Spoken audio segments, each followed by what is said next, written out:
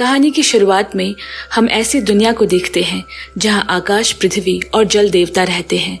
वो सभी मिलकर पृथ्वी में अलग अलग तरह के बदलाव करते हैं और इन सब में सबसे बड़ा है जल देवता हेबेक। वो बहुत ही शक्तिशाली है।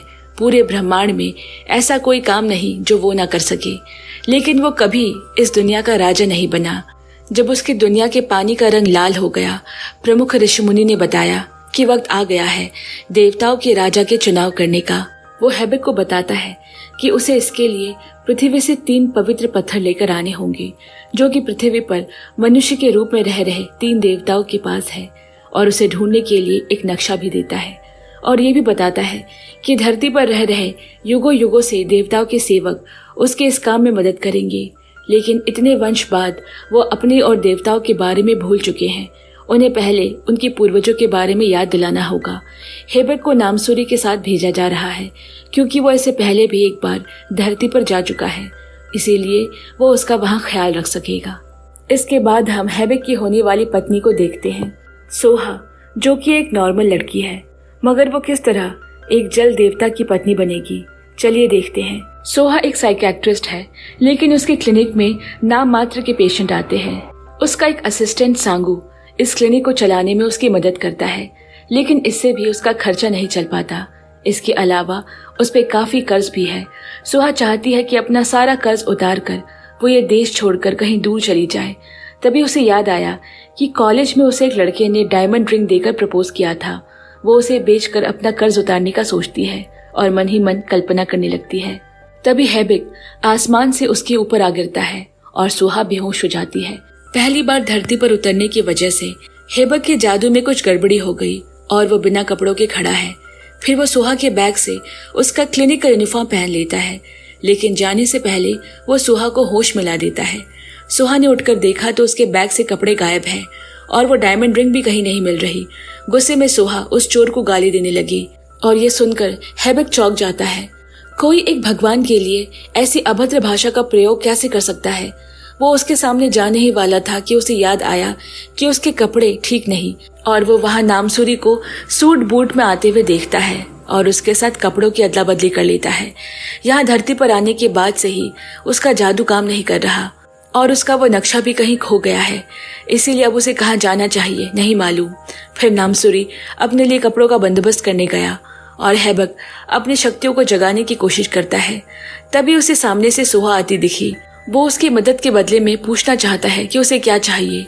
सोहा कहती है कि उसे पैसों की जरूरत है, मगर हेबेक को तो मालूम ही नहीं कि पैसे क्या होते हैं। तो वो सोहा से कहता है कि वो जल देवता है और बहुत जल्द देवताओं का राजा बनने वाला है। ये सुनकर सोहा को लगा कि वो कोई पागल है और वहां से जाने लगी। गुस्से में वो सोहा को जबरदस्ती रोकने की कोशिश करता है। तभी सांगू आकर उसे छुड़ाता है और सोहा अपने क्लिनिक का कार्ड उसे देकर वहां से चली जाती है। अगले दिन सोहा समय पर लोन न चुका पाने की वजह से बैंक जाती है, लेकिन वो पहले ही इतने ईएमआई मिस कर चुकी है कि अगर उसे और ज्यादा समय चाहिए तो बैंक को ज्यादा ब्याज देना होगा। वहीं सोहा देखती है कि एक दूसरे कस्टमर मिस्टर शिन को बहुत ही कम ब्याज पर लोन दिया जा रहा है। सोहा इस बात पर आपत्ति जताती है। बैंक स्टाफ उसे वहां से लेकर जाने लगी। तभी मिस्टर शिन ने कहा कि उन्हें पहले मिस सोही को असिस्ट करना चाहिए। इसके बाद नामसूरी आकर बताता है कि उसके रहने का इंतजाम कर लिया गया है, जो कि एक प्लास्टिक का महल है। अब खाने का इंतजाम करना बाकी है, क्योंकि हेबेक देवता है तो उसे भूख प्यास नहीं लगती, मगर नामसूरी को लगती है। वो दोनों ही अब दिव्य द्वार पर पहुंचते हैं, क्योंकि यही वो जगह है जहां से भगवान धरती पर आते हैं। तभी सोहा भी वहां पर आई। वो दिव्य द्वार दरअसल सोहा की जमीन पर है, मगर उसके लिए तो वो सिर्फ पत्थरों का ढांचा है। वो हेबेक से पूछती है क्या वो उसे खरीदना चाहता है। हेबेक तभी समझ जाता है कि वो दिव्य सेवक है, यानी कि उसकी पीढ़ी ने देवताओं की सेवा की है। वो सोहा से कहता है कि उसे ये जगह खरीदने की क्या जरूरत है, वो तो भगवान है, ये पूरी धरती आसमान उसी का तो है। उसकी पागलों जैसी बातें सुनकर सोहा वहां से जाने लगी, मगर नामसूरी जानबूझकर उसकी गाड़ी के सामने आ जाता है और चोट लगने का नाटक करता है। तब सोहा उसे हॉस्पिटल ले जाती है। हेबेक बड़े गौर से उसे कार चलाते हुए देख रहा है, मगर सोहा जंगल में रास्ता भटक गई और उनकी कार का पेट्रोल भी खत्म हो गया। इसके बाद नामसूरी को पेट्रोल लाने भेजा गया और वो दोनों कार में बैठे बोर होने लगे। फिर वो जंगल में घूमने के लिए निकले, लेकिन तभी एक जंगली सुअर उनके पीछे पड़ गया। सुहा हैबक का हाथ पकड़कर भागने लगी और किसी तरह कार के ट्रंक में जाकर छुप गए और इस तरह वो कुछ समय के लिए करीब आ गए। फिर जब नामसूरी वापस आया तो वह बाहर निकले। अब सुहा को घबराया हुआ देखकर हैबक कार चलाता है। सुहा बोली, मुझे तो लगा तुम्हें गाड़ी चलानी नहीं आती। हैबक बोला, अभी अभी तो सीखा है। फिर सुहा ने पूछा, तुम्हारे पास ड्राइविंग लाइसेंस तो है ना? हैबक बोला, मैं भगवान हूँ, मुझे इन सब चीजों की जरूरत नहीं। अब गुस्से में सुहा ने उन दोनों को गाड़ी से उतार दिया। जब हैबक ने कहा कि तुम्हारे पूर्वजों ने हम देवताओं की पूजा की है, तुम्हें भी करनी होगी, सुहा कुछ भी बिना कहे वहां से जाने लगती है। उसे याद दिलाने के लिए हैबक उसे किस करता है। यहाँ नामसूरी ये देखकर हैरान है क्योंकि यहाँ ये सब करने से जेल हो सकती है और वैसे भी हैबक की शक्तियाँ जा चुकी है। शायद ही सुहा को कुछ याद आए और वह हैबक को उठाकर वहां से भाग जाता है। अब दूसरी दुनिया में प्रमुख पुजारी जादू से पानी की एक मूर्ति बनाते हैं जो कि सुहा की है और उसका भविष्य देखकर बताता है कि इसकी आयु बहुत छोटी है, ये हैबक के राजा बनने तक भी जिंदा नहीं रहेगी। वहाँ हैबक भी सुहा को ढूंढ रहा है और उसे ढूंढता हुआ एक पार्क में आ गया जहाँ स्केटिंग कंपटीशन चल रहा है। नामसूरी उसे इसमें हिस्सा लेने को कहता है ताकि जीते हुए पैसों से वो कुछ खरीद कर खा सके। हैबक जल्दी ही स्केटिंग के सारे पैतरे सीखकर उसमें हिस्सा लेता है और जीत भी जाता है, पर जीतने के बावजूद उसे पैसे नहीं दिए जाते क्योंकि उन्हें लगता है कि हैबक कोई प्रोफेशनल स्केटर है और इसीलिए वो इस कंपटीशन में हिस्सा नहीं ले सकता। तभी उसकी नजर भीड़ में खड़ी सुहा पर पड़ी और वो उसका पीछा करने लगता है, मगर सुहा वहां से किसी तरह भागकर एक नदी किनारे पहुंचती है जहां बैठकर उसे याद आता है कि वो किस तरह उस दिन पानी में डूबने लगी थी। वहां हैबक और नामसूरी सुहा के क्लिनिक का कार्ड देखकर उसके पते पर पहुंचते हैं। ट्रैफिक सिग्नल पे वो सुहा को किसी बूढ़े आदमी को रास्ता पार कराते हुए देखकर खुश होता है। वहीं मिस्टर शिन भी उसे ऐसा करते देख काफी इम्प्रेस होता है। अब हैबक सुहा से आकर कहता है कि वो एक दिव्य सेवक है और इसीलिए उसे हैबक की बात सुननी पड़ेगी। सुहा नामसूरी को थोड़ी दूर ले जाकर कहती है उसे हैबक के दिमाग का इलाज करवाना चाहिए, उसे इस तरह सड़कों पर घूमने नहीं देना चाहिए। नामसूरी बताता है कि उनके पास कहीं रहने की जगह नहीं है, न ही खाना है। सुहा कहती है कि उन्हें कम्युनिटी सेंटर जाकर मदद लेनी चाहिए और ये भी कि आगे से उसका पीछा ना करे। गुस्से में हैबक और नामसूरी भी अपना अलग रास्ता नाप लेते हैं। जब वो दोनों पार्क में बैठे हैं, हैबक को ऐसा लगा कि कोई उन्हें देख रहा है। वो किमदेशिक है जो कि एक निचले तबके का देवता है। वो हैबक को किस करता है जिससे कि वो अपने श्राप से मुक्त हो सके, लेकिन उसे समझ में आया कि हैबक अपनी सारी शक्तियां खो चुका है और उसका मजाक उड़ाते हुए वहां से भाग जाता है। फिर मेट्रो में सफर करते हुए हैबक एक लड़की के फोन की वीडियो में मोरा को देखता है जो कि एक देवी है। ट्रेन रुकने के बाद वो उस लड़की के पीछे जाता है पर वह भीड़ में कहीं खो जाती है और इस बीच ट्रेन से बाहर निकलने की वजह से नामसूरी अंदर ही रह जाता है और वो दोनों अलग हो जाते हैं। अब वही स्टेशन में सुहा का एक भागा हुआ पेशेंट मिस्टर बॉन्ग दिखता है और वो हैबक को देखते ही पहचान जाता है। फिर वो दोनों मिलकर नदी किनारे बैठते हैं। वहाँ सांगू सुहा को कॉल करके बताता है कि मिस्टर बॉन्ग उनके मेंटल केयर हॉस्पिटल से भाग गया है और सोशल प्लेटफॉर्म पर एक पोस्ट डाली है। सुहा ने जब वो पोस्ट देखी उसमें वो हैबक के साथ बैठा है और लिखा है कि आज वो अपने भगवान से मिला। सुहा सर पकड़कर बैठ जाती है। फिर वो उस जगह पर गई और थोड़ी दूर छुपकर उनकी बातें सुनने की कोशिश करती है। मिस्टर बॉन्ग हैबक से कहता है कि वो ओबामा को ढूंढने के अपने मिशन में नाकामयाब रहा जो सिर्फ इस दुनिया को बचा सकता है। हैबक जवाब में कहता है कि ओबामा इस धरती को नहीं बचा सकता और ना ही देवताओं ने मिस्टर बॉन्ग को इस धरती को बचाने के लिए ओबामा को ढूंढने के लिए कहा है। ये सब उसने खुद ही सोच लिया है। ये सुनकर मिस्टर बॉन्ग हताशा से भर गया। उसे लगा कि सिर्फ हैबक ही उसकी बात समझ सकता है, लेकिन जब वो खुद उसके साथ नहीं तो वो अपनी जिंदगी खत्म करने के लिए पानी की तरफ बढ़ता है। उसे ऐसा करते देख सुहा सामने आकर उसे रोकने की कोशिश करती है, लेकिन पानी को देखकर वो खुद सदमे में आ जाती है और उसे बीते जख्म याद आते हैं जब वो ब्रिज पर खड़े होकर अपने पापा को कॉल लगा रही थी, मगर वो फोन नहीं उठाते। इस मुसीबत और मायूसी की घड़ी में खुद को अकेला पाकर वो ब्रिज से नीचे कूद पड़ी और डूबने लगती है, मगर फिर खुद ही बचकर पानी से बाहर निकल आती है। मगर मिस्टर बॉन्ग को पानी में कूदता देख उसे बचाने के लिए वो पीछे जाने लगी। तब हैबक उसे रोकता है और खुद उसके पीछे जाकर उसे पानी से बाहर निकाल आता है। ये देख सुहा अपनी भावना जताते हुए हैबक के गले लग जाती है। उसके अगले दिन से सुहा को अजीब अजीब आवाजें सुनाई दे रही है। उसे लग रहा है जैसे घर के पौधे और बाकी सामान उसे बातें कर रहे हैं और वो सब उसे गिल्टी फील करवा रहे हैं हेबक और नामसूरी की मदद ना करने के लिए। आखिरकार वो हेबक के पास जाकर पूछती है कि वो उसके लिए क्या कर सकती है। हालांकि उसे अभी तक इस बात पर विश्वास नहीं कि हेबक एक भगवान है। रात को वो अपने कॉलेज रियूनियन के लिए जाती है जहाँ उसे मिस्टर शिन देखते हैं। अब रियूनियन पार्टी में सोहा की एक क्लासमेट जो उसे बुली किया करती थी आज भी उसे परेशान करने से बाज नहीं आती। जब इससे भी उसका मन नहीं भरता तो वो उसके पापा के बारे में कहती है कि वो अनाथ बच्चों को अपने घर में जगह देते थे। फिर एक दिन वो इस चैरिटी के चक्कर में दूसरे देश चले गए और कभी वापस नहीं लौटे। सोहा के मुताबिक उन्होंने उन बच्चों के लिए अपने ही परिवार को छोड़ दिया। सोहा गुस्से में वहां से जाने लगी मगर वो लड़की उसे रोकने के चक्कर में उसके कपड़े का बाजू फाड़ देती है। अब आपा होकर सोहा ने उससे कहा कि सोशल मीडिया पर लोगों की अटेंशन पाने के लिए तुम ये सब करना बंद करो और वहां से चली जाती है। लेकिन वो लड़की अब भी उसका पीछा नहीं छोड़ती।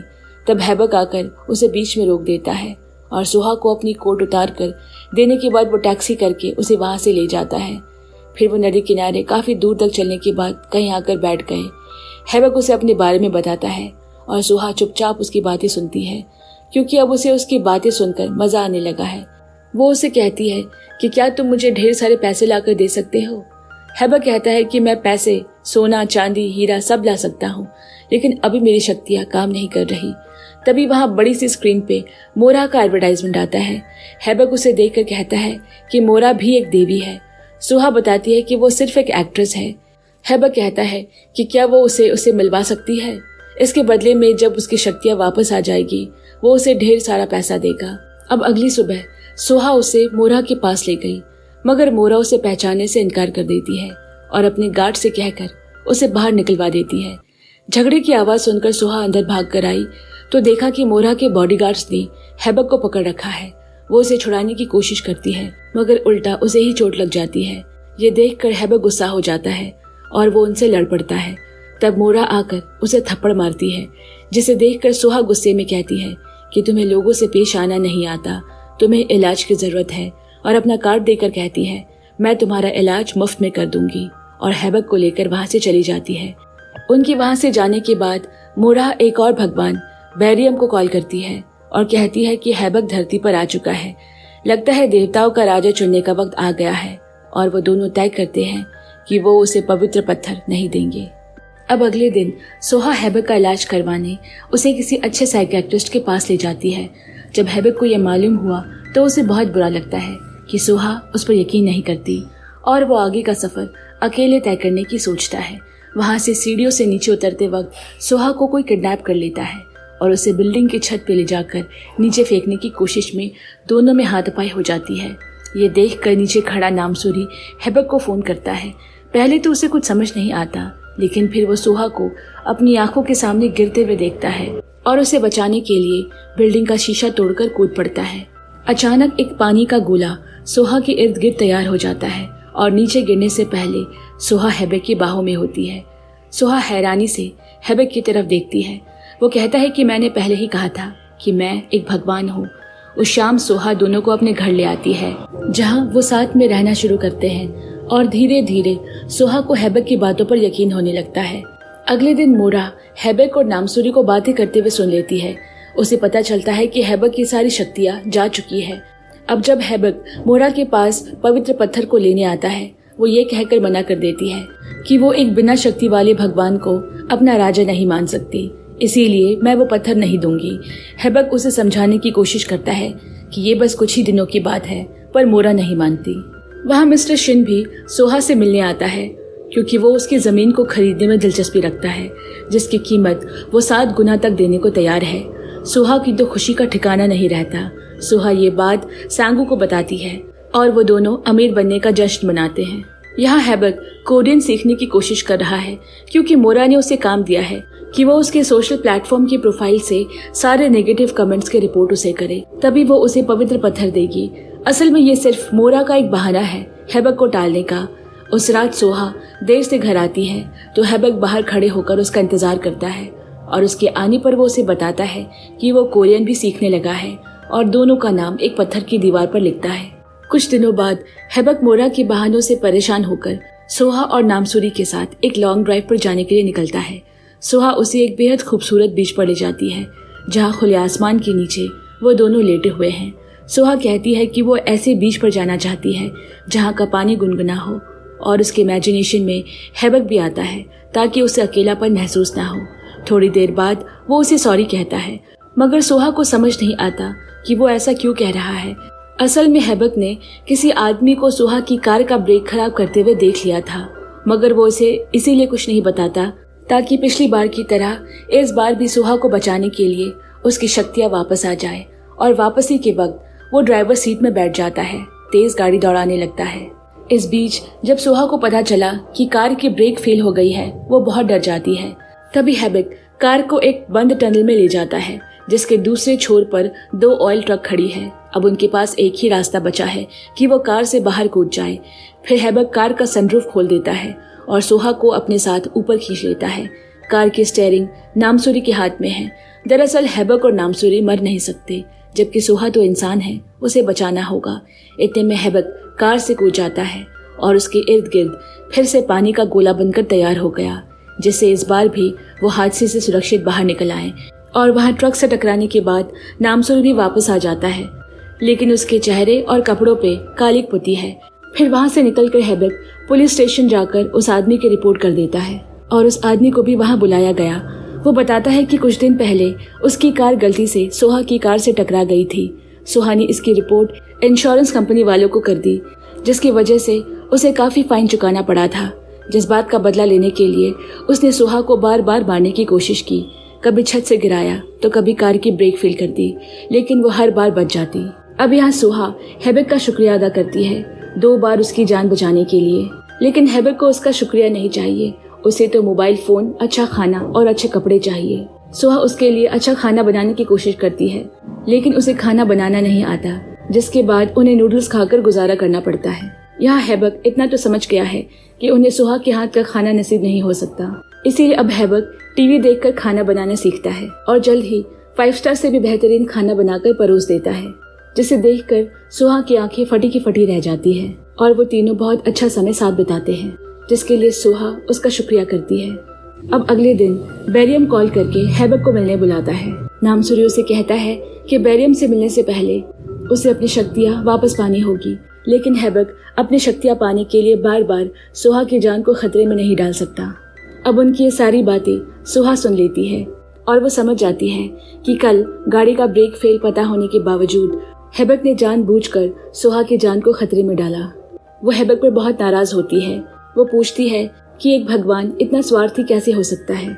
तब नामसूरी आकर सोहा को समझाता है कि उन्होंने जानबूझकर सोहा की जान को खतरे में इसीलिए डाला क्योंकि हैबक को पूरा विश्वास था कि वो उसे बचा लेगा, और उसे बचाने की वजह से ही हैबक की शक्तियाँ बार बार लौट आती है। अगले दिन जब वो सोहा के साथ बैरियम से मिलने जाता है, उसे देखते ही सोहा बेहोश हो गई, क्योंकि वो उसकी स्कूल का वही फ्रेंड है जिसने उसे वो अंगूठी देकर प्रपोज किया था। उसे यकीन नहीं हो रहा कि बैरियम एक गॉड है। अब जब हैबक ने बैरियम से वो पवित्र पत्थर मांगा, उसने शक्ति ना होने की वजह से पहले तो हैबक का मजाक उड़ाया और फिर कहा कि अगर मोरा उसे वो पत्थर देने के लिए राजी हो जाएगी तो वो भी दे देगा। कुछ ना कर पाने की वजह से हैबक सोहा को पीठ में लादे वापस आ जाता है। इधर जब सोहा को होश आया तो हैबक उसे बताता है कि बैरियम एक ऐसा गॉड है जिसे लोगों को दुखी देखकर मजा आता है, इसीलिए सोहा उससे दूर ही रहे, क्योंकि वो हैबक को परेशान करने के लिए सोहा को नुकसान पहुंचा सकता है। अब जब हैबक मोरा के पास गया, मोरा उससे बैरियम को लाने को कहती है और यहाँ हम एक लव ट्रायंगल देखते हैं। मोरा हैबक को पसंद करती है, जबकि बैरियम मोरा को लाइक करता है। बैरियम को यह बात मालूम होने के बावजूद उसने मोरा को प्रपोज किया था, लेकिन मोरा ने अभी तक उसका कोई जवाब नहीं दिया। अब जब बैरियम को यह मालूम पड़ता है कि सोहा दरअसल हैबक की दिव्य सेवक है, वो उसके सामने उसे गाड़ी में बैठाकर कहीं दूर ले जाता है और उसके सामने अपनी शक्तियों का प्रदर्शन करने लगता है, जिसके बाद वो सोहा को एक लाल शीशी में कोई दवा देता है और उसे हैबक को खिलाने के बदले में वो सोहा को इस दुनिया का सबसे अमीर इंसान बना देगा। वो उसे ये भी कहता है कि दरअसल ये दवा हैबक को कोई नुकसान नहीं पहुंचाएगी, बल्कि ये उसे उस पवित्र पत्थर के बारे में भुला देगी। लेकिन सोहा उसकी बात पर राजी नहीं होती और उस शीशी को नीचे गिरा देती है और कहती है कि भले ही हैबक को अपनी शक्तियाँ याद नहीं, लेकिन फिर भी वो एक भगवान है।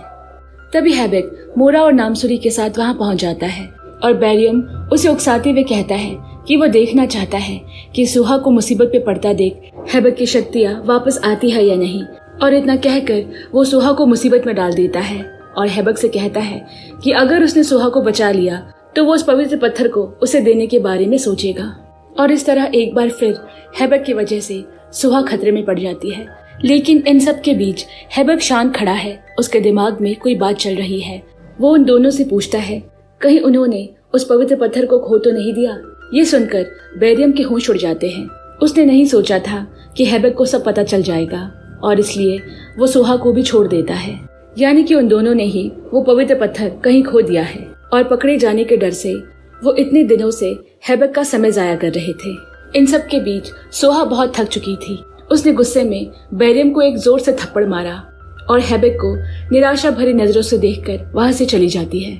उसके जाने के बाद हैबेक भी बैरियम को एक थप्पड़ मारता है और कहता है कि इंसानों के थप्पड़ से तो तुम्हें कोई फर्क नहीं पड़ने वाला। वहाँ सोहा अब भगवानों के बीच कठपुतली बनकर थक चुकी है और वो थक हार कर अपनी माँ की कब्र पर बैठी है। उसकी माँ के जाने के बाद से ही उसे सब कुछ अकेले ही झेलना पड़ रहा है और घर लौटते वक्त वो हैबेक को रास्ते पे उसके लिए खड़ा देखती है। पहले तो वो उसे नजरअंदाज करके वहां से जाने लगी, लेकिन फिर मुड़कर उसे पूछती है कि उसके पूर्वजों ने ऐसा कौन सा पाप कर दिया था कि उसे देवताओं का सेवक बना दिया गया। वो ये भी कहती है कि मानती हूँ कि मेरा वक्त बुरा चल रहा है, लेकिन इसका मतलब ये नहीं कि मुझे मरने से डर नहीं लगता और मरने से पहले मेरी एक आखिरी इच्छा है। मैं अपने बाबा को ढूंढना चाहती हूँ और उनसे पूछना चाहती हूँ कि वो क्यों मुझे अकेला छोड़कर चले गए और बिना उनका जवाब सुने मैं मर भी नहीं सकती, क्योंकि यही मेरी आखिरी इच्छा है। हैबेक उसकी पूरी बातों को सुनने के बाद कहता है कि मैं वादा करता हूँ कि मेरी वजह से तुम्हें कभी कोई नुकसान नहीं होगा। मैं हमेशा तुम्हारी रक्षा करूंगा। अगले दिन सोहा की क्लिनिक में मिस्टर शिन आता है। सोहा के जमीन खरीदने के कॉन्ट्रैक्ट्स पेपर पर अभी भी उसके दस्तखत होने बाकी है। सोहा को याद आता है कि वो पेपर्स बैरियम की गाड़ी में ही रह गए हैं। इधर हैबेक मोरा और बैरियम से मिलने जाता है, क्योंकि उन दोनों ने उसे खबर दी थी कि उनका पवित्र पत्थर उन्हें मिल चुका है और वो अपने अपने हिस्से के दोनों पत्थर हैबेक को सौंप देते हैं, जबकि तीसरा पत्थर जेडॉन नाम के भगवान के पास है, जिनके बारे में उन दोनों को कोई जानकारी नहीं। दरअसल सालों पहले की बात है जब मोरा और बैरियम में किसी वजह से लड़ाई छिड़ गई थी और तब जेडोंग ने बीच में आकर उनकी लड़ाई को रोका था। लेकिन इस बीच उन तीनों के पत्थर कहीं खो जाते हैं। मोरा और बैरियम के पत्थर तो वापस मिल गए, लेकिन जेडोंग का पत्थर उसे वापस नहीं मिलता, जिसे ढूंढने के लिए वो निकला तो था, लेकिन उसके बाद से उसका कोई अता पता नहीं। बैरियम हैबेक से कहता है कि अगर उसका नक्शा उसके पास होता तो शायद वो जेडोंग और उसके पत्थर को जल्दी ढूंढ पाते। अब वहां से निकलने के बाद हैबेक सोहा को लेकर उस जगह जाता है जहां वो पहली बार मिले थे, यानी कि जहां वो पहली बार इस धरती पर उतरा था, और वहां वो उस नक्शे को ढूंढने लगता है। हैबेक को लगता है कि हो ना हो वो नक्शा उससे यहीं कहीं गिर गया होगा। सोहा से पूछती है कि वो नक्शा दिखने में कैसा है। हैबेक कहता है कि वो नक्शा उसे नहीं मिल सकता, लेकिन फिर भी सोहा के बार बार पूछने पर वो उसे बताता है कि वो नक्शा पानी जैसा है जिसमें आग जलता है। वो पानी है पर वो गीला नहीं होता और उसमें सब कुछ चल रहा है, लेकिन ऐसा लगता है कि वो रुका हुआ है। अब सब कुछ सोहा के सर के ऊपर से जाने लगता है और वो एक कोने में जाकर बैठ जाती है और नक्शा ढूंढते हुए हैबेक की वीडियो बनाने लगती है। तभी हैबेक पास आकर उसके साथ सेल्फी खींचता है, जिससे वो शर्मा जाती है। तभी सोहा की एक दोस्त का फोन आता है जो उसे एक ऐसे बाबा से मिलवाना चाहती है जिसके पास सभी की समस्याओं का समाधान है। अब वो अपने दोस्त के घर पहुंचती है और उसे बाबा से मिलने अंदर जाती है, लेकिन तभी हैबेक भी उसके पीछे आता है और हम देखते हैं कि ये वही आदमी किम दे शिक है जिसने जबरदस्ती पार्क में हैबेक को किस करने की कोशिश की थी। अब वो हैबेक को वहां देखकर भागने लगता है। हैबेक उसे पकड़ने ही वाला था, लेकिन वो बिल्डिंग से नीचे कूदकर गायब हो जाता है। जब वो तीनों वापस लौट रहे हैं, हैबेक सोहा को मिस्टर शिन के जमीन के कॉन्ट्रैक्ट पेपर्स देता है जो कि बैरियम की गाड़ी से मिले थे, मगर वो फटी हुई हालत में है। हैबेक उसे बताता है कि वो जमीन किसी को नहीं बेच सकती, क्योंकि वहाँ एक द्वार है जहाँ से भगवान धरती पर आते हैं। ये सुनकर सोहा उस पर बहुत गुस्सा करती है, क्योंकि उसे पैसों की सख्त जरूरत है, और वो कार से उतर जाती है। हैबेक उसे समझाने की कोशिश करता है, पर वो नहीं सुनती और मिस्टर शिन को कॉल करके मिलने बुलाती है। अपने ही मन से गुस्से में जा रही सोहा को इस बात का एहसास नहीं होता कि एक ट्रक उसकी तरफ तेजी से बढ़ रही है, मगर हैबेक की नजरों में वो पड़ जाता है। वो चिल्लाते हुए सोहा को हटने के लिए कहता है, पर ट्रक इतनी तेजी से आ रही है कि इससे पहले कि वो सोहा तक पहुंचता, वो ट्रक सोहा तक पहुंच जाती है। लेकिन थोड़ी देर बाद सोहा उसे कहीं नजर नहीं आती। फिर वहां बैरियम सोहा को गोद में उठाए नजर आता है। हेबेक उसे पूछता है कि वो यहाँ क्या कर रहा है। बैरियम कहता है कि वो आज सुबह से उन दोनों पे नजर रखे हुए था, मगर सोहा चुपचाप वहां से चली गई। अब वो मिस्टर शिन से मिलकर उसे फटे हुए कॉन्टैक्ट्स को टेप से चिपका कर देती है। शिन उसे कहता है कि वो कल उसे नए कॉन्टैक्ट पेपर ला कर देगा और उसके साथ गार्डन में काम करने को ऑफर करता है ताकि वो अपने दिमाग को साफ कर सके। उन दोनों में ढेर सारी बातें होती हैं। उस रात वो उसे घर भी छोड़ने आता है। अगली सुबह फिर से शिन उसे कॉल करके बताता है कि पेपर्स रेडी हो गए हैं और उसके साथ डिनर करने के लिए इनवाइट करता है। सोहा बहुत खुश नजर आती है। जब हेबेक उसे पूछता है कि वो किससे बात कर रही थी, सोहा उसे कुछ नहीं बताती। यहाँ हेबेक नामसूरी और मोरा के साथ सोहा के जमीन पर बने दिव्य द्वार के सामने खड़ा है और उसे वहाँ खून के धब्बे मिलते हैं। लेकिन ये कैसे मुमकिन है, क्योंकि भगवान को खून नहीं निकलता और ये जगह इंसानों के प्रभाव से भी दूर रहे हैं। ये सोचते हुए जब वो लोग वापस लौट रहे थे, मोरा हेबेक से कहती है कि उसे देखकर लगता है कि वो सोहा को पसंद करने लगा है। लेकिन याद रहे, ये मुमकिन नहीं, क्योंकि एक देवता और इंसानों के बीच संबंध नहीं बन सकते। अब यहाँ शिन और सोहा मिलकर जमीन के डील को फाइनल कर देते हैं। इसके अलावा शिन सोहा को अपने बारे में बताता है कि वो एक अनाथ है। ऐसा इसीलिए क्योंकि वो सोहा को बहुत पसंद करता है और अपने बारे में सब कुछ बता देना चाहता है। और उन्हें एक साथ रेस्टोरेंट से निकलते हुए हेबेक देख लेता है। उसे बहुत ही बुरा लगता है, लेकिन वो कुछ कर भी नहीं सकता, क्योंकि एक भगवान और इंसान कभी एक नहीं हो सकते। जब सोहा घर वापस आई तो हेबेक उसे इंतजार करता हुआ नहीं मिला। वो उसे ढूंढते हुए ऊपर आकर देखती है। हेबेक उसे कहता है कि आगे से वो उसका इंतजार नहीं करेगा, इसीलिए अब उसे खुद ही जल्दी घर लौटना होगा। वो ये भी कहता है कि बहुत जल्द वो इस दुनिया को छोड़कर जाने वाला है। लेकिन सोहा के दिमाग में तो कुछ और ही चल रहा है, क्योंकि हेबेक के बार बार मना करने के बावजूद आज वो शिन के साथ उस जमीन की डील फाइनल कराई है। वो हेबेक से पूछती है कि उसने उसे वो जमीन बेचने से क्यों मना किया था। हेबेक कहता है कि अब इससे कोई फर्क नहीं पड़ता, लेकिन हाँ, जब वो अपनी दुनिया में वापस जाएगा, सब लोग उसे कहेंगे कि वो एक टुकड़े जमीन को भी बिकने से रोक नहीं पाया, तो वो किस तरह का राजा हुआ। ये सुनने के बाद सोहा पूरी तरह कंफ्यूज हो जाती है कि जो उसने किया वो सही था या गलत। अब यहाँ बैरियम किम दो शिक को हेबेक के सामने पकड़ कर ले जाता है और वो उसे वहाँ मिले पत्थर पे लगे खून के बारे में पूछता है, क्योंकि किम दो शिक काफी लंबे समय से इस धरती पर रहता आया है और यहाँ के कहानियों के बारे में उसे मालूम है। वो कहता है कि अगर वहाँ वाकई में ऐसा खून के धब्बे मिले हैं जहाँ इंसान का हस्तक्षेप नहीं हो सकता, इसका एक ही मतलब है कि वो यहाँ मौजूद है, जिसे आज तक किसी ने नहीं देखा। वो किसी तीसरे तरह की शक्ति की बात कर रहे हैं जो ना ही भगवान और ना ही इंसानों की श्रेणी में आता है। अब अगले दिन जब हेबेक और मोरा इस बारे में बातें कर रहे थे, मिस्टर शिन आकर हेबेक से दोस्ती करने की कोशिश करता है, मगर वो उसमें कोई दिलचस्पी नहीं दिखाता, जिसके बाद वो वहां से चला जाता है। तभी सोहा आकर मिस्टर शिन से बातें करने लगी और तब हेबेक आकर शिन के पास जाकर कहता है, मैंने तुम्हें पकड़ लिया है। ये सुनकर कुछ देर के लिए शिन की आंखें फटी की फटी रह जाती है और उसका चेहरा पीला पड़ने लगता है। इसी के साथ हमें एक कहानी सुनाई जाती है। इस धरती पर एक तीसरे तरह की शक्ति का वास भी है, जो ना ही पूरी तरह भगवान है और ना ही पूरी तरह इंसान, जिसने भगवान का खून होते हुए एक इंसान के गर्भ से जन्म लिया है, जिसका खून इंसान की तरह बहता है और जो मरता भी है, लेकिन वो फिर भगवान की तरह अमर भी है। इसीलिए वो मर कर भी बार बार जिंदा हो जाता है और इसीलिए उसमें इंसानों की दुर्बलता के साथ साथ भगवानों जैसी शक्तियाँ भी हैं। जैसे हेबेक की शक्ति पानी की तरह है, वैसे ही उसकी शक्ति आग है।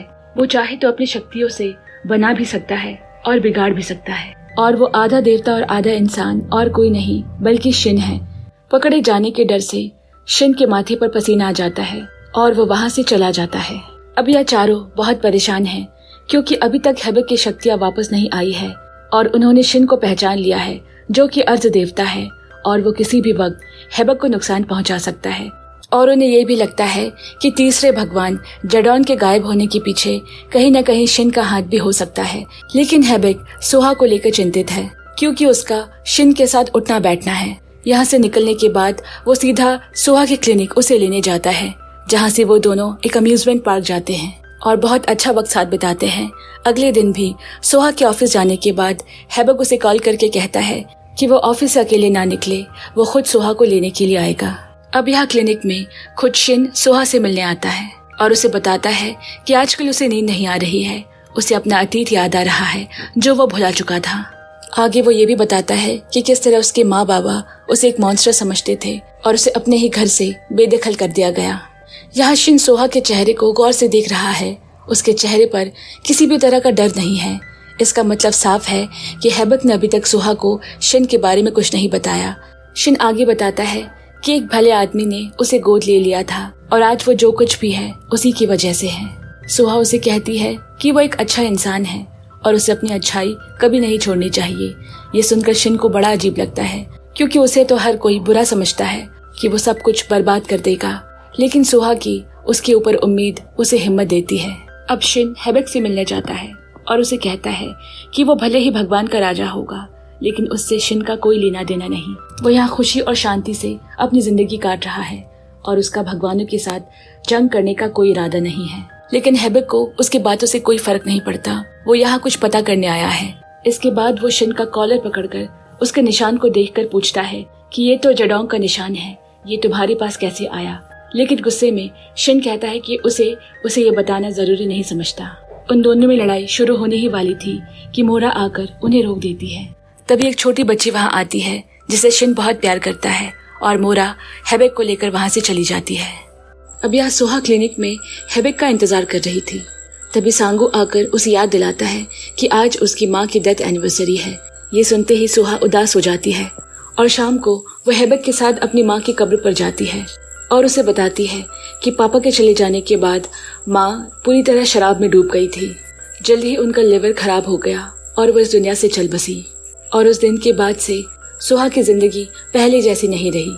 हताश होकर सोहा एक बार ब्रिज से पानी में कूदकर अपनी जान भी देने गई थी, लेकिन पानी इतना ठंडा था कि वो खुद ब खुद पानी की सतह पर आ गई और इस तरह वो डूबने से बच गई। हैबक चुपचाप उसकी सारी बातें सुनता रहा।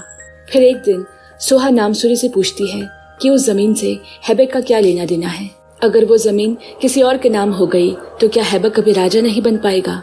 नामसूरी उसे बताता है कि हैबक की इस दुनिया में कई दुश्मन हैं जो नहीं चाहते कि वो राजा बने। वो लोग उसकी छोटी से छोटी गलती को भी बड़ा करके दिखाते हैं और ये जमीन बिकना भी उसकी नाकामी में गिना जाएगा। अब सोहा हैबक की परेशानी को समझ जाती है और तय करती है कि वो शिन से इस जमीन के डील को तोड़ देगी। फिर वो शिन से मिलकर उसे कहती है कि वो जमीन नहीं बेचना चाहती और फिर हैबक का इंतजार करते हुए पेन को निकालकर अपने ड्रीम सिटी का मैप देखने लगती है और सोचती है कि कब उसके ड्रीम लैंड में जाने का सपना पूरा होगा। अब हैबक दूर से उसे देखता है और दौड़कर उसके पास आकर उसके हाथ से वो मैप ले लेता है, क्योंकि उसके ड्रीम लैंड के मैप के ठीक पीछे ही हैबक का खोया हुआ नक्शा था जिसे वो इतने समय से ढूंढ रहा था। क्योंकि जिस दिन वो आसमान से गिरा था सोहा के हाथ में उसका ये मैप था और किसी तरह वो दोनों मैप एक हो गए। और दूसरी तरफ मोरा और बैरियम शिन के पास जाकर पूछते हैं कि उसके पास जडोंग का निशान कैसे आया। शिन कहता है उसे नहीं पता, क्योंकि जिस दिन वो धरती पर आया था वो एक बार के लिए जडोंग से मिला था, लेकिन वो खुद इतना डरा हुआ था। तभी एक बिजली जडोंग पर गिरी और पता नहीं शायद वो मर गया या बेहोश हो गया और किसी तरह उसका निशान शिन के पास चला आया। इससे ज्यादा उसे कुछ नहीं मालूम। हैबक अब उस नक्शे की मदद से जडोंग को ढूंढ निकालता है, लेकिन उसकी याददाश्त खो चुकी है और उसे अपने पत्थर के बारे में कुछ भी नहीं मालूम। अब घर लौटते हुए सोहा सोच रही है कि जिस दिन जडोंग को सब कुछ याद आ जाएगा हैबक उसे छोड़कर इस दुनिया से चला जाएगा। तभी वो सामने हैबक को उसका इंतजार करते हुए देखती है। वो पूछता है कि तुम्हें इतनी देर कहाँ हो गई। इस बात का बिना कोई जवाब दिए सोहा उससे कहती है क्या जडोंग को सब कुछ याद आ गया? हैबक ना में जवाब देता है और सोहा मायूस होकर उसे पीछे से पकड़कर खड़ी रहती है। अब यहाँ हम किम डे शिक को मिस्टर शिन के साथ देखते हैं, जो कि कई सौ सालों से उसका मेंटर है और उसे तब से गाइड कर रहा है जब वो पहली बार धरती पर आया था। उधर हैबक और सोहा के बीच लाख कोशिशों के बावजूद नजदीकियां बढ़ने लगती है और वो दोनों साथ में कुछ बेहद अच्छे पल बिताते हैं। अब यहाँ किम शिन को बताता है कि सोहा एक दिव्य सेवक है और क्योंकि वो भी शिन की तरह आधा इंसान है, इसीलिए वो दोनों एक दूसरे के लिए परफेक्ट है। फिर जल्द ही शिन को पता चलता है कि सोहा की जमीन पर भगवानों के आने जाने के लिए एक दिव्य द्वार है और इसीलिए हैबक को वो जमीन चाहिए। अब बैरियम भी हेबेक पर गुस्सा करता है कि उसने सोहा को शिन को उसे बेचने ही क्यों दिया। बैरियम उसे कहता है कि शिन उस जमीन पर एक रिजॉर्ट बनाना चाहता है और अगर ऐसा हुआ तो इंसानों की दखल वहां ज्यादा होने के कारण वो जगह दिव्य द्वार के लिए सही नहीं रहेगी। फिर सोहा भी इसी सिलसिले में शिन से मिलती है कि वो जमीन का टुकड़ा उसे वापस चाहिए और शिन भी उसे वादा करता है कि वो जमीन उसे लौटा देगा। और बाहर खड़ा हेबेक उन दोनों को देख रहा है। जब रेस्टोरेंट से बाहर निकलकर शिन और हेबेक का आमना सामना हुआ, शिन उसे कहता है कि उसे हेबेक या उसके दिव्य द्वार पर कोई दिलचस्पी नहीं, वो बस सोहा का दिल जीतना चाहता है। वहां से निकलकर सोहा हेबेक को फोन मिलाती है, लेकिन हेबेक उसे मिलना नहीं चाहता। फिर भी वो उसे मिलने चला जाता है और वो वहीं मिलते हैं जहां वो पहली बार मिले थे। हेबेक उसे साफ कह देता है कि उन दोनों का कोई जोड़ नहीं, वो एक दूसरी दुनिया से आया है और बहुत जल्द ही वो अपनी दुनिया में लौट जाएगा। इसीलिए सोहा को ज्यादा जज्बाती होने की जरूरत नहीं और वहां से जाने लगता है। मगर सोहा को रोता देख हेबेक खुद को संभाल नहीं पाता और जाकर उसे किस करता है। तभी उसे जडोंग का फोन आता है कि उसकी याददाश्त अब वापस आ चुकी है और वो उसे अपने हिस्से का तीसरा पत्थर भी लाकर देता है। इस तरह अब हेबेक के पास तीनों पत्थर पूरे हो चुके हैं। अगले दिन सोहा मिस्टर शिन के ऑफिस मिलने जाती है और अपने जमीन के बारे में बात करती है। मिस्टर शिन उसे वो वापस करने के लिए राजी है। साथ ही वो उसे कहता है कि कैंसलेशन फीस देने के बजाय तो मेरे और मेरे स्टाफ का तुम्हारे क्लिनिक में टेस्ट करवा दो। असल में वो सोहा का दिल जीतने की पूरी कोशिश कर रहा है। सोहा भी खुश हो जाती है कि इससे उसके कुछ और कस्टमर बन जाएंगे। उस दिन शाम को जब सोहा घर लौटी, हेबेक उसका वही रास्ते में खड़े होकर इंतजार कर रहा है। वो दोनों जानते हैं कि ये प्यार किसी मुकाम तक नहीं पहुंच सकता, इसीलिए दोनों अलग होने की बात पर राजी होते हैं। सोहा हेबेक से जाने से पहले एक फेयरवेल पार्टी देने को कहती है, मगर हेबेक के पास कोई पैसे नहीं, तो वो उसे कुछ पैसे कमाने को कहती है। दूसरी तरफ नीचे तबके के गॉड्स बैरियम के कहने पर शिन पर हमला कर देते हैं। शिन को काफी चोट आती है और गुस्से में जब शिन भी हाथ उठाने को होता है, किम उसे वही रोक देता है और कहता है कि इनके उकसाने पर तुम अपनी अच्छाई मत छोड़ो। और तभी शिन खुद को रोक लेता है और उसके चोट भी खुद ब खुद ठीक होने लगते हैं। तभी बैरियम का उसे फोन आता है। वो कहता है कि उसने ही वो हमले करवाए हैं। अब शिन गुस्से में वहां के लिए निकल पड़ता है, लेकिन रास्ते में किम उसे फिर समझाता है और उसे रोकने में कामयाब रहता है। वहां सोहा को फेयरवेल ट्रीट देने के लिए हेबेक मजदूरी का काम करके पैसे कमाता है और उसके लिए गिफ्ट्स में 2 क्यूट कप्स खरीद कर उसे एक कैफे में मिलने बुलाता है और सोहा को बहुत खुशी होती है। वहां शिन बैरियम से हार कर बेहद गुस्सा है और एक बार में बैठकर खूब शराब पी रहा है। वो जितनी भी कोशिश करे मुसीबतों से दूर रहने की, लेकिन ऐसा लगता है कि गॉड्स ने उसे अपने निशाने पर ले लिया है। जब सोहा उसे कॉल करती है तो वो उसे बिजी हो कहकर फोन रख देता है। देर रात तक शराब पीने के बाद वो सोहा की क्लिनिक पहुंचा। उसका बदन बुखार से तप रहा है।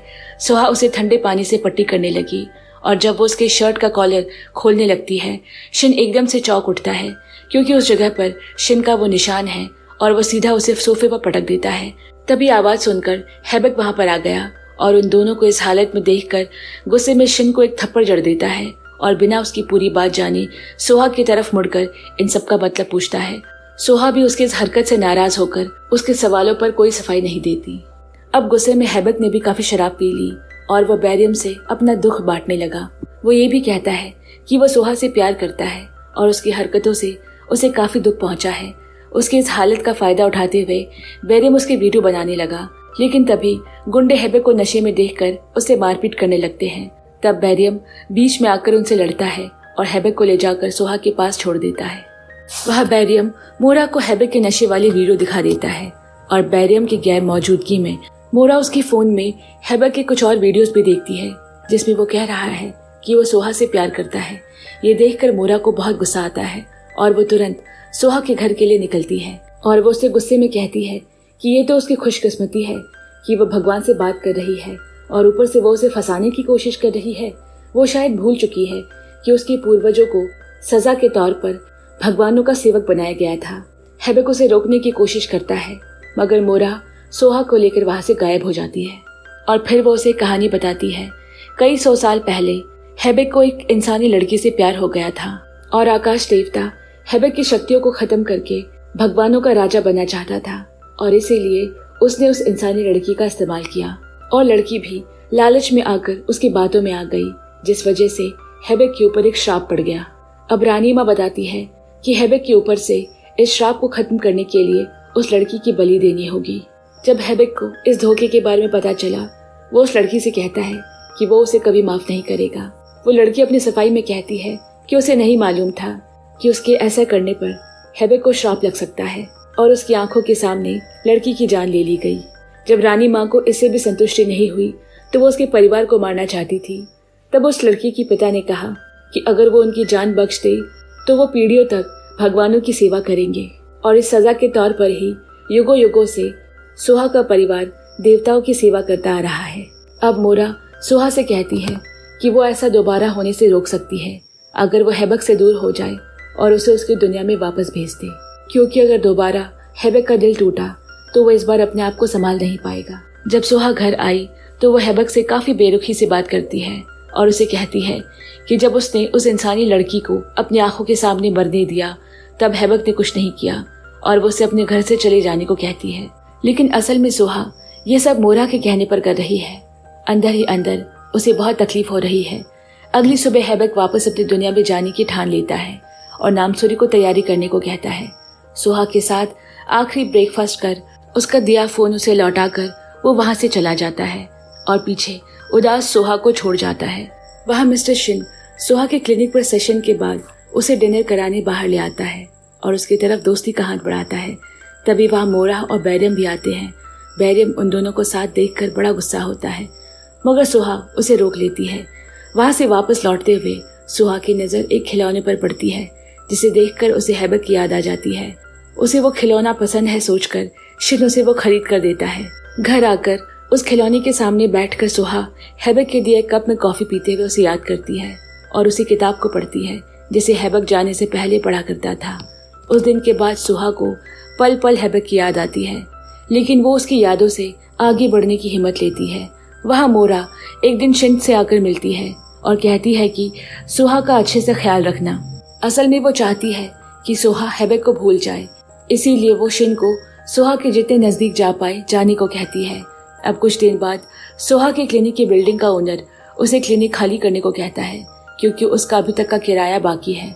सोहा कहती है कि वो इस बार पिछले महीने की किराया साथ में दे देगी, पर वो बिल्कुल नहीं मानता। तभी कहीं से सोहा का पुराना पेशेंट मिस्टर बोंग आकर उसके ओनर से लड़ाई शुरू कर देता है, जिसके बाद पुलिस मिस्टर बोंग और सोहा के असिस्टेंट सांगू को पकड़कर ले जाती है। अब पुलिस स्टेशन में सोहा ऑफिसर को समझाने की कोशिश करती है कि उसके पेशेंट और असिस्टेंट को छोड़ दे, पर वो नहीं मानता। मजबूर होकर उसे मिस्टर शिन की मदद लेनी पड़ती है। वहां से निकलने के बाद शिन सोहा को घर तक छोड़ने की बात करता है, पर वो मना कर देती है और अकेले वहां से जाने लगी।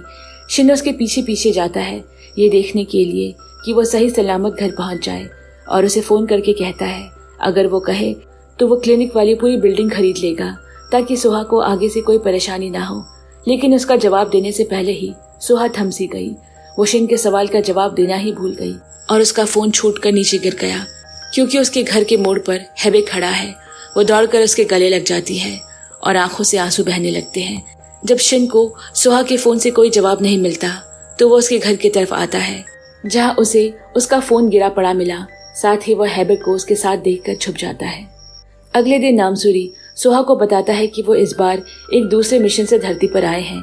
वो इस बात का पता लगाने आए हैं कि इंसानी दुनिया में ही उन पवित्र पत्थरों को क्यों रखा जाता है, जबकि हेबेक को इस मिशन के जरिए सोहा के पास दोबारा आने का मौका मिल गया। फिर आगे सोहा उसे कहती है कि इस बार तो उसकी पावर वापस आ गई होगी तो वो उसे बहुत अमीर बना दे। लेकिन अफसोस इस बार भी हेबेक के पास कोई पावर नहीं, लेकिन इस दफा उन्होंने अपनी आइडेंटिटी कार्ड बना लिया है, जिसके जरिए अब हेबेक ड्राइविंग लाइसेंस बना सकता है और नामसूरी इंसानी दुनिया में एक नौकरी कर सकता है। उनके जवाब सुनकर सोहा हैरान रह जाती है। अब यहाँ किम शिन से मिलने आता है। उसे उदास देखकर वो उसे सोहा को अपनी सच्चाई और दिल की बात बताने के लिए कहता है।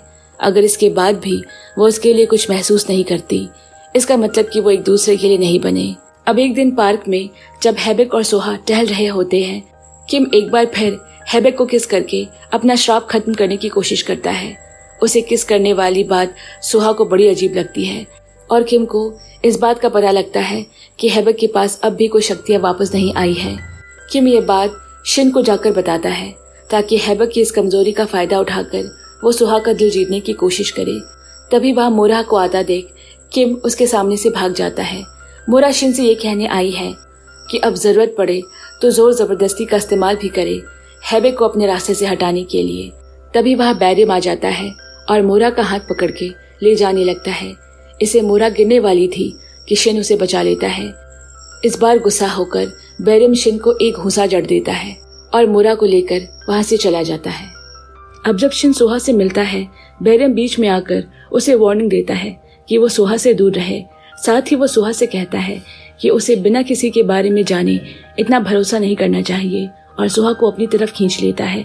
ये देखकर इस बार शिन भी पीछे नहीं रहता और बैरियम उसका कॉलर पकड़कर उसे टेलीपोर्ट करके कहीं और ले जाता है। तभी बैरियम का असिस्टेंट जुगान वहां आता है और मोरा को फोन करके पूरी बात बताता है।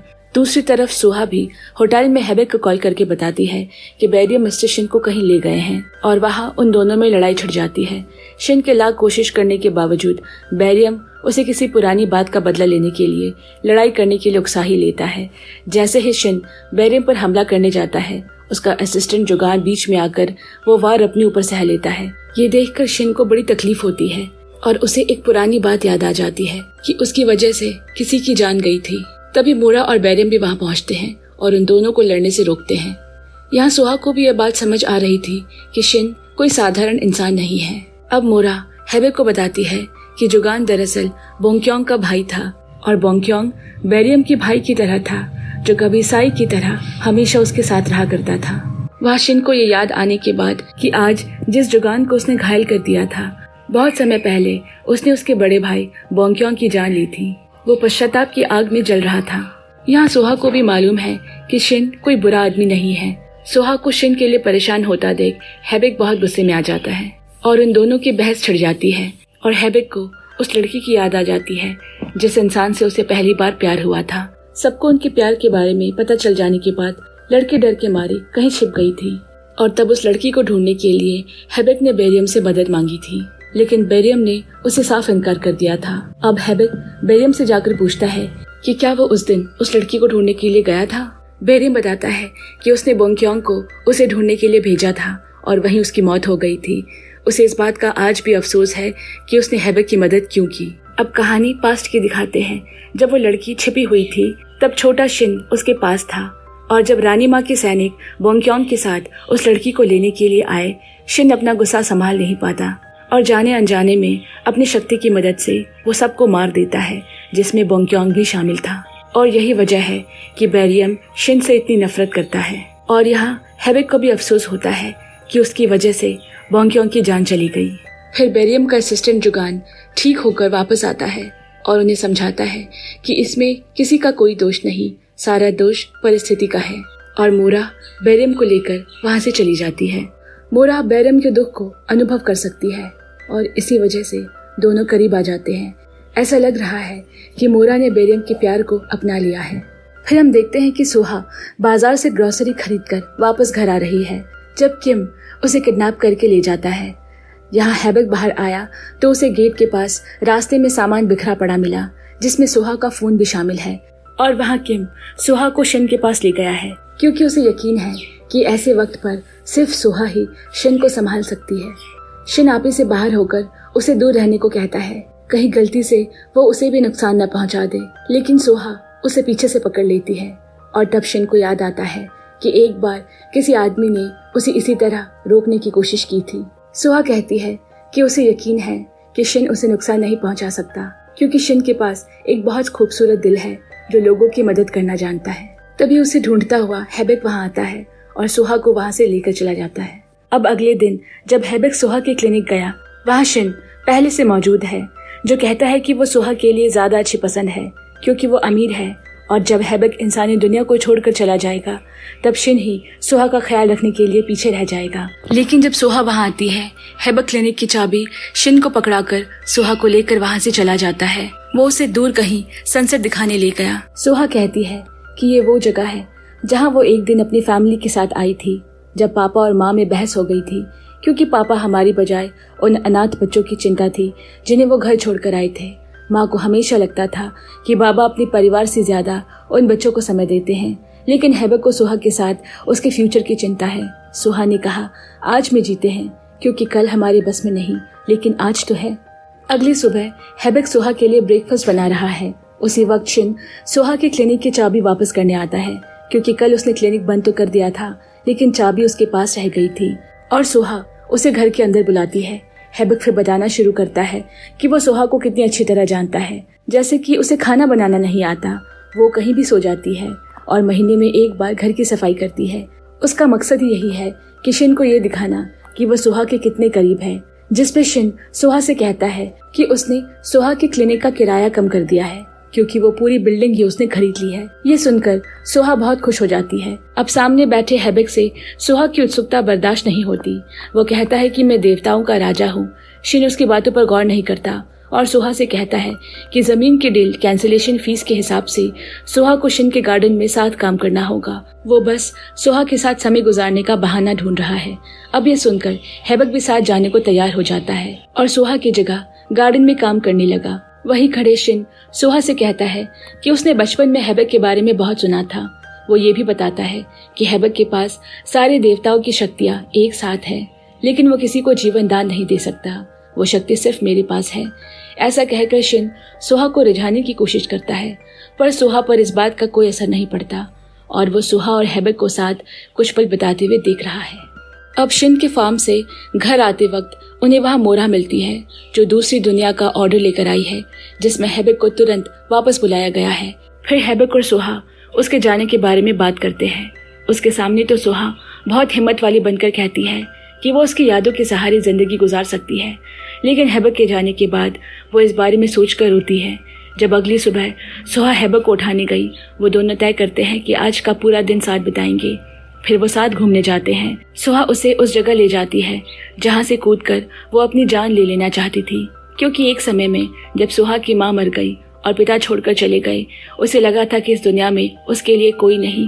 वो हेबेक का शुक्रिया करती है उसकी जिंदगी में आकर उसे प्यार करने के लिए। और जब घर आकर सोहा अपने बाबा की तस्वीर देखती है, हेबेक को उसके लिए बहुत बुरा लगता है, क्योंकि एक भगवान होकर भी वो इस बारे में सोहा की कोई मदद नहीं कर पाया। लेकिन जाने से पहले वो चाहता है कि वो सोहा के बाबा को ढूंढ निकाले। अब हेबेक के जाने से पहले सोहा उसे ब्रांडेड कपड़े खरीद कर देती है, जैसे कि हमेशा हेबेक को चाहिए था, और वो उसके साथ एक स्केच भी बनवाती है जिसमें सोहा एक ब्राइड की तरह तैयार होकर आती है और हेबेक उससे नजरें नहीं हटा पाता। अब हम जडॉन को देखते हैं, जो मोरा और बैरियम के पास आता है, क्योंकि वो अपना जादुई कैप्सूल ढूंढ रहा है जो शिन को बचाते वक्त कहीं खो गया था। वो शिन के पास जाकर भी पूछता है कि उस रात वो आदमी कौन था जिसने तुम्हारी जान बचाई थी। शिन बताता है कि वो आदमी विदेश में रहने के 1 साल बाद वापस लौटा था और अपनी पत्नी की कब्र पर जा रहा था। शिन ने भी उस आदमी को ढूंढने की बहुत कोशिश की, पर वो उसे कहीं नहीं मिला। वो ये भी बताता है कि उस आदमी को अपनी बेटी से मिलना था और उसका नाम युनसांग था। ये जानने के बाद जडॉन सीधा सोहा से मिलने गया, क्योंकि सोहा का पूरा नाम युन सोहा है, और उसे पूछता है कि 20 दिसंबर 2004 की शाम को वो कहाँ पर थी। ये वही दिन था जब शिन धरती पर आया था, और उसी दिन जडॉन पर बिजली गिरी थी, और सोहा भी उसी दिन ब्रिज से कूदकर अपनी जान देने गई थी। इन सारी बातों को समझने के लिए हेबेक जडॉन को अंदर कमरे में ले गया। तब जडॉन उसे सारी बातें बताता है, और ये भी कि उस दिन उसका जादुई कैप्सूल खो गया था, जिससे दिव्य सेवक की इच्छा पूरी की जाती है, लेकिन वो कोई आम इंसान नहीं देख सकता, सिर्फ एक दिव्य सेवक ही उसे देख सकता है, यानी कि सोहा के पिता एक दिव्य सेवक थे। जडॉन उसे बताता है कि जिस रात उस पर हमला हुआ था, किसी इंसान ने उसकी मदद की थी।